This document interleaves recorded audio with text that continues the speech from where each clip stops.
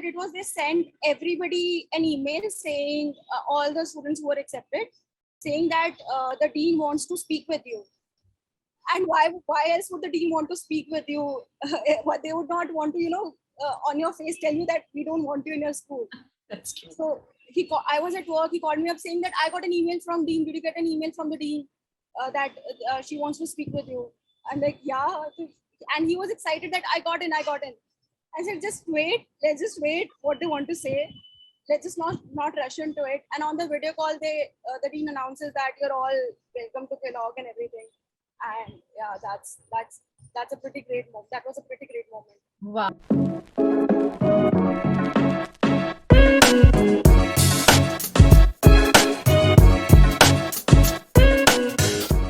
If you could just give us a little bit about your background, what has been your journey so far, and then, I will have my questions according to that. Sure. So I have 7+ years of experience in CleanTech, energy efficiency primarily. I have been working with one startup itself for the last. Your audio is not very clear. You might want to come closer to the mic. Yeah. Is this better? Yeah, perfect. Okay, so I have an engineering background. I did my engineering from NSIT Delhi in 2015. I worked with a start. Still not clear? It's going I'll off. try removing. Yeah, try that. I'll try removing it.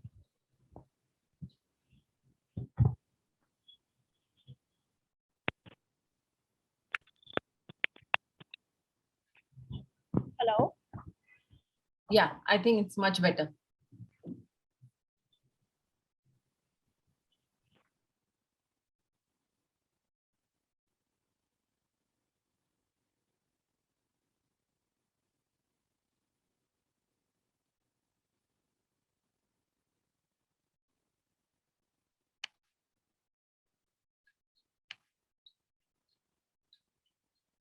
Hello?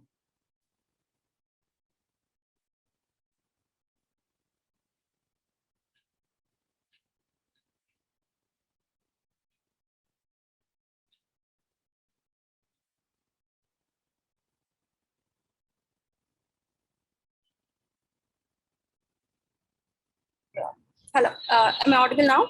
Perfect. I'm sorry for the technical issues. Okay, so I was saying that I did my engineering from NSIT Delhi University in 2015. Then I worked with a startup in solar sector. I was really passionate about CleanTech, so I started my journey with a startup. Joined another startup the very same year, and I've been working with the same for more than 6 years now, 6.5 years. Primarily into energy efficiency. So what we do is we basically help buildings save their electricity spends through automation. When I joined, it was a very small team. We were a team of 10 people. Now we are a team of more than 100 people. So my entire experience has been with Zenetics, the startup I'm working with. And I have built multiple functions over there from scratch, worked closely with the founders throughout my tenure. So yeah, that is pretty much about my background. Right. So one question over there, when you say build multiple functions, like what exactly is your core forte in this? Okay, so like I said, when I joined, we were a team of 10 people. So we didn't really have, formal functions within the organization, because if it's a team of 10 people, you cannot have one person working in one function, another one in another one. Everybody is working on everything. So I joined as part of the data team, a team of 2 people. But while working with the founders, they and I both realized that I'm more, I'm better working with people. So I moved into customer success management. I built that function from scratch, was working with clients primarily. I was working with founders on other initiatives as well. So after this function was built up, I built another function called program management, which was the idea is to basically deliver value to the clients. How do we identify areas where energy leakages are happening? How do we ensure that the clients are happy with whatever we are delivering to them? There was no HR function, so I again worked with the founders to build the HR function. Startups do not usually have HR function in the beginning, So when the time came, I built the HR function also from scratch. Then I helped them build the marketing function. And for the last 2 years, I've been building the product function. So yeah, that has been my contribution overall. Right, right. Yeah. So more from a career progression perspective, everything looked in line. You were working on the area that you were more passionate about. Why did the thought of an MBA come to your mind? Okay, so I'll take it a little bit prior to this particular MBA journey. So I and my now husband, my then boyfriend, we are both into energy efficiency sector, and we both really wanted to do something great in the sustainability sector itself. He is himself an entrepreneur, CleanTech entrepreneur, and together we realized that now is probably not the right time for India to be focusing on sustainability, because there's so many other challenges in the country, so many other challenges to take care of, and that is why sustainability doesn't really come to the forefront for anybody.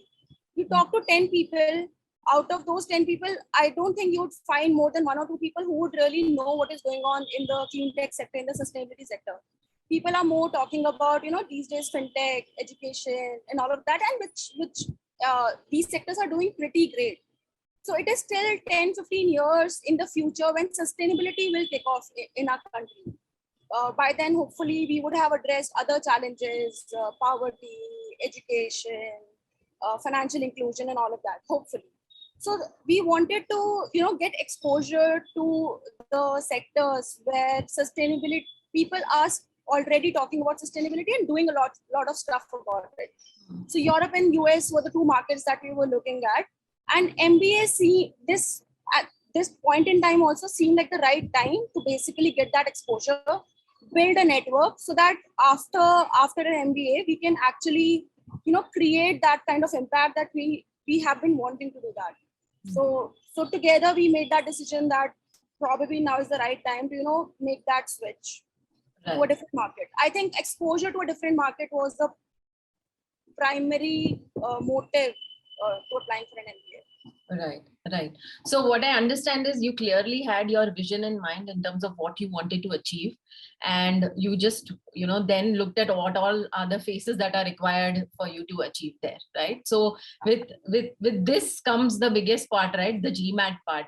How did you manage that with work, and what were your typical challenges in that journey, or what worked well for you, because you applied with a very high score? So what worked well for you, especially from a GMAT perspective? Sure. So I started preparing for GMAT last year itself, a couple of months preparation. Especially it was difficult because I was, like I said, I was working with a startup. Being a key member in the startup, there's a lot of responsibilities that you have. Working remotely again adds to a lot of responsibilities. So I had to somehow manage along with the work pressure. So I remember I used to get up at 6 in the morning, study for a couple of hours every day, then work for 10, 11 hours, doing office work. Then at night, I used to give some mock test or practice some problem statements and all of that. I was struggling with the verbal part. Quant, since I have an engineering background, have studied maths quite a lot. So quant, I was fine with. I was struggling with the verbal part, so I started watching a lot of videos online, different YouTube videos. Started reading a lot of stuff, how to do reading comprehensions, how to do sentence correction. I was not really good at grammar per se. So when we talk in general or when we write something, we do not really care about very little things about grammar, but GMAT really cares about that stuff. For example, I never knew that there's much difference between like and such as. During my GMAT preparation, I got to know that those two things are very, very different. And there are particular contexts where you're supposed to use one of them. So I started watching those videos on YouTube primarily. I didn't take any formal courses, but I enrolled in a lot of mock test series. Pretty much all mock test series I think I enrolled in. Wherever I was getting any free subscription, I would take that for a few days, just practice it through and through. I think for verbal, what helped the most was the OG official guide questions were pretty much what eventually also came in verbal. So that really helped. Being consistent really helped. I didn't miss a single day of practice. So no matter what happened, I had to get up in the morning. I had to study. I had to do one test or the other in the night. So being consistent really helped. I think I started for 6 or 7 weeks, and I gave the GMAT. Wow. That's definitely a success story. 6 to 7 weeks of consistent preparation is what it took you to take the GMAT. So was there a pre prep for that, or it's like solid 6 to 7 weeks of preparation and you took the test? I had actually done some preparation the year before that, but that was like a few hours of study here and there. I'd been talking to my friends about doing an MBA for a while they were preparing for their MBA. So I would start someday and then the next day I would stop. So that kind of preparation, obviously, I had done, but it had no impact because a few hours in a month or a few hours in 6 months doesn't really help. Right. So what really helped was, I think, these 6 to 7 weeks focused preparation. Right. Oh, once you've taken the GMAT, the next biggest hurdle is always selecting the right schools you want to apply to, and also the entire application process. What was easier, GMAT or the application process? Looking back, I think GMAT was the easiest part. The application process was tiring. Very introspective journey, I would say, though. I am really grateful for that if I look back now. But at that time, of course, it seemed like a really big challenge to overcome. Right. So you applied to few schools in round one, and then you worked with us for round two. You worked specifically with Arun for round two. What was the difference in the strategy between round one versus round two for you specifically? And how did you come to know about Crackverbal, more importantly? I think during my GMAT preparation, I had seen some of Arun's videos also on YouTube, along with the other videos that I was watching. And I really liked the way he would explain things. He would talk to the students and all of that. So that is how I got to know about Crackverbal. I was obviously talking to a lot of different agencies. But when I spoke with Arun about, I and my husband both, and we spoke with Arun about how he would help us with the application and stuff, we really liked what he said, and that's why we decided to go ahead with him, right, and not any other agency. Right. Really like that he encouraged us to be ourselves. He wasn't saying that I'll do this, I'll do that, I'll help you do this. You'll have to come up with this, you'll have to come up with that. Not forcing anything, not forcing his ideas into our minds, just helping us to think more and more. So that is what I really liked about him. That is why I decided to work with him. Yeah. Right. So more from your strategy, right, between R1 and R2, was there a significant difference other than, in your approach or the way you applied to these schools also between these two cycles? I think round one was more of just experimenting. I had no idea what I should be expecting in applications. I just spoken to a few of my friends who have been through these journeys, had just read online what an application looks like, and just I did all the applications on my own. I applied to 3 schools, didn't get a single interview invite. Then I spoke to people, and everybody said that it's better to get some professional help, because they'll help you understand what the people are looking for in an application. What should you be thinking about? Instead of thinking independently whatever you're writing, because there's nobody to tell you that this is right or that is wrong. So that's when we started talking to consultants and everybody. And when I look back, I can myself say that I would myself not have given myself an interview invite based on the essays that I'd written. The story was not connecting and whatever. So Arun really helped me look through my own journey the right way, connect my story across, present the story in the right way. So yeah, I think that was the biggest difference between round one and round two. I had some guidance, somebody helping me helping me think. Basically, he would pose questions. Why did you take that decision? Why did you do that? I myself had never thought about those things. Some of the things you do subconsciously, you don't really realize why are you making that decision. But when somebody forces you to think about that, that's when you introspect, go deeper and deeper, and come out with why really you did something you did. So that was, I think, the biggest difference between round one and round two strategy. Other than that, I don't think anything was different. Right. So did you apply to only US schools, or since Europe was also a choice, did you also apply to European schools? So one of the most important factors for both of us in our application was that we didn't want to live in two different countries. So we wanted to focus on one country in the beginning, so that at least, if not the same university, not the same state, at least you are in the same country. And then maybe do another country, maybe next year if we didn't get through. So since US has a lot more B schools than Europe, more Ivy League B schools than Europe, so we thought that we'll do US first. If we don't get through, if any one of us doesn't get through, then we'll do Europe together, because we didn't want to be split between two continents, in fact. So that's why we did US first. Right. So more from your story perspective, when you were applying, what was the storyline focusing on? The storyline focused on your passion of what you wanted to do, and what kind of research went into this aspect? Did you talk to alums more in this particular space, who were in clean tech, to get this more solid understanding of what happens post MBA, or how could you leverage an MBA to get to where you want to go to? Yeah, so that research definitely took up a lot of time, and that was very helpful as well. So we spoke to a lot of alums from each school that we were applying to, irrespective of what they're doing right now. But coming from some similar background, maybe a startup background, or coming from India, recruiting as an international student. Some of the clean tech people also we spoke with, so that we could really relate to their journeys.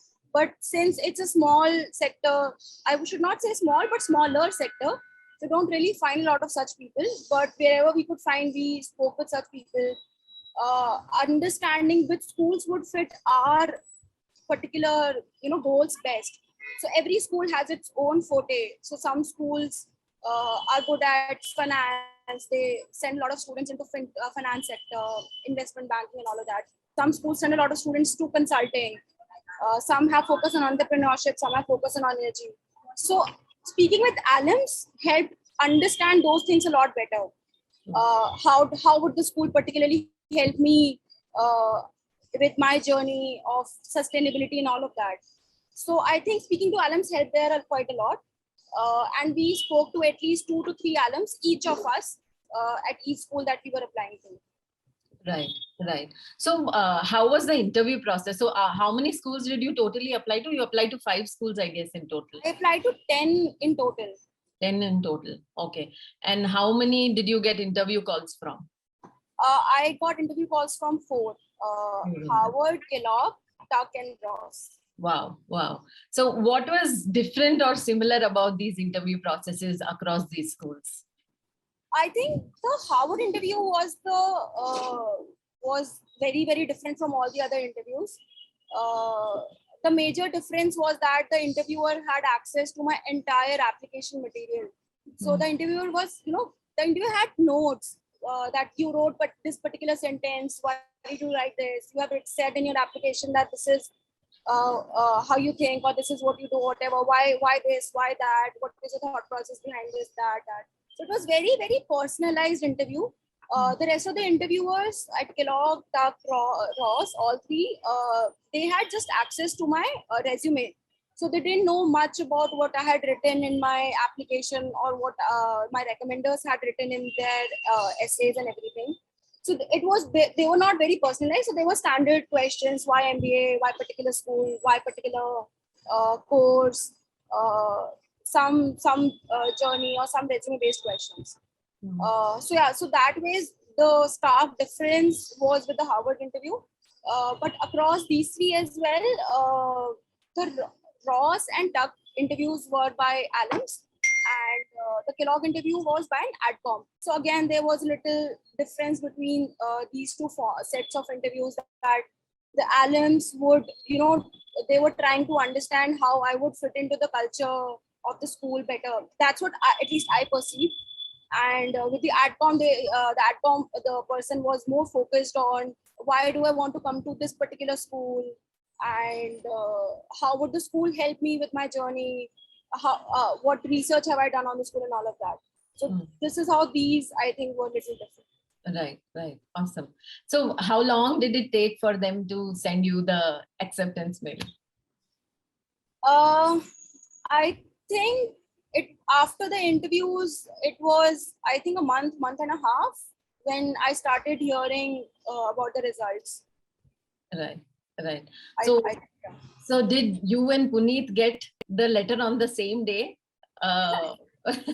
That's so Kellogg, basically what they did was they sent everybody an email saying, all the students who were accepted, saying that the dean wants to speak with you. And why else would the dean want to speak with you? But they would not want to, on your face tell you that we don't want you in your school. That's true. So I was at work, he called me up saying that I got an email from dean. Did you get an email from the dean that she wants to speak with you? I'm like, yeah. And he was excited that I got in. I said, just wait. Let's just wait what they want to say. Let's just not rush into it. And on the video call, the dean announces that you're all welcome to Kellogg and everything. And yeah, that's a pretty great moment. That was a pretty great moment. Wow. So was that like a group Zoom call, or it was like an individual? It was a group call. Everybody was on the same call. Wow. That is something. All the admits for the same call. Right, right. That is some feeling. Congratulations. I'm so happy for both of you.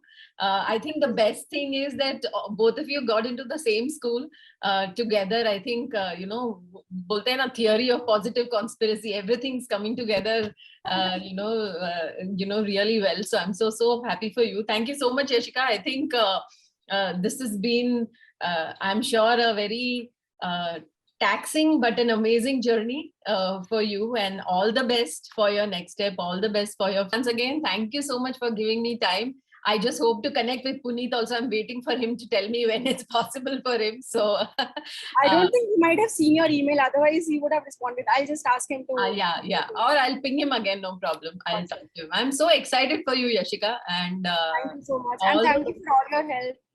Sure. Thank you so much. I will let Arun know too. And thank you so much, and all the best, and take care. And keep in touch. I would like to know how Kellogg is for you and what you're up to next, because I'm really, really interested what you guys are going to do next. Thank you so much. We'll definitely keep in touch. Yeah. All right. Thanks, Yashika. Take care. Bye-bye.